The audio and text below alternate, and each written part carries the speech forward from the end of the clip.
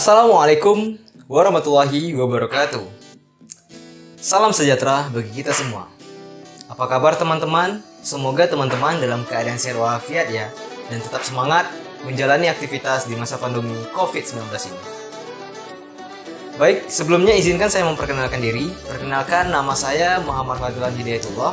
Saya berasal dari Fakultas Ilmu Komunikasi Universitas Islam Riau. Pada kesempatan kali ini, saya akan membahas sebuah materi yang berjudul teori komunikasi yang digunakan di dalam komunikasi kelompok.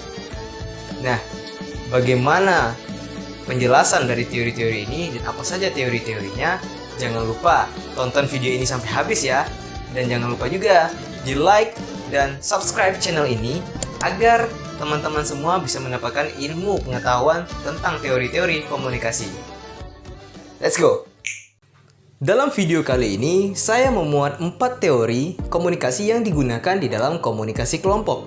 Apa saja itu? Yang pertama, teori keseimbangan atau Heider. Kemudian yang kedua, teori sosiometris atau Moreno. Kemudian yang ketiga, teori pertukaran sosial. Dan yang terakhir yaitu yang keempat, teori pemikiran kelompok. Nah, bagaimana penjabaran dari keempat teori ini? Langsung saja, kita masuk ke penjelasan. Yang pertama, teori keseimbangan atau Heider. Teori ini dikemukakan oleh Heider yang menjelaskan bahwa sesuatu yang tidak seimbang akan menimbulkan ketidakselarasan dan ketegangan, sehingga menimbulkan tekanan dalam hubungan. Keadaan seimbang akan muncul bila hubungan antar ketiganya memiliki sifat positif dalam berbagai hal, atau jika terdapat 2 sifat negatif dan 1 positif. Semua kombinasi lain adalah tidak seimbang. Contoh, Ani tergabung dalam suatu kelompok kecil. Ani merasa bahwa ia merupakan bagian dari kelompok tersebut, sehingga ia berusaha mencari beberapa informasi dari anggota lainnya. Atau, Ani juga berusaha membagikan informasi agar tercipta keseimbangan komunikasi dalam kelompok tersebut. Yang kedua, teori sosiometris atau Moreno.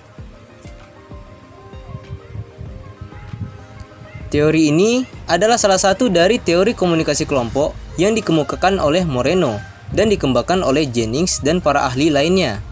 Teori ini berhubungan dengan daya tarik dan penolakan yang dirasakan pada suatu individu terhadap individu lain.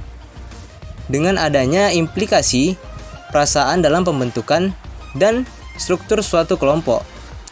Ketika individu mulai tertarik dengan individu lain dan saling menempatkan diri pada kedudukan yang paling tinggi, maka individu tersebut akan lebih mendominasi untuk berkomunikasi dengan individu lain dalam suatu kelompok, sehingga terbentuk kubu-kubu yang saling membenci. Contoh, Ara dan Budi memiliki selera dan minat di bidang jurnalistik, sehingga Clara, Dimas, dan yang lainnya memutuskan untuk membentuk kelompok jurnalistik. Dan juga sebaliknya, jika Ara dan Budi memiliki selera dan minat yang berbeda, maka mereka tidak akan saling setuju dalam membentuk suatu perkumpulan atau kelompok. Yang ketiga, teori pertukaran sosial.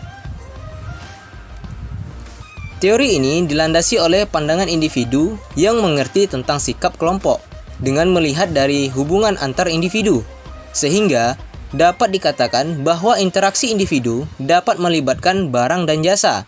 Juga biaya dan imbalan dapat dipahami dalam situasi yang akan diterima agar mendapatkan respon dari beberapa individu selama interaksi sosial berlangsung.